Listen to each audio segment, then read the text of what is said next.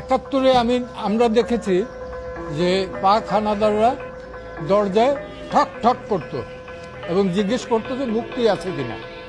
আর 2024 সালে দেখলাম যে যে দেশটা আমরা রক্তের বিনিময়ে 30 লক্ষ শহীদের রক্তের বিনিময়ে স্বাধীন করলাম, সেই দেশে ব্লক রেড দিয়ে রাতের অন্ধকারে 2টা-3টার সময় ঠক ঠক করে জিজ্ঞেস করে কোনো ছাত্র আছে কিনা।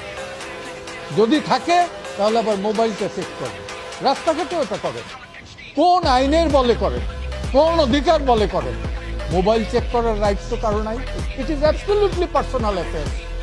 আজকে বাংলাদেশে এই আইটি ইনফরমেশন টেকনোলজির যুগে আমার মোবাইল চেক করবে যে কেউ, আমার ডায়েরি চেক করবে যে কেউ, আমার প্যান্ট চেক করবে যে কেউ, এই অধিকার তো কাউকে দেওয়া হয়।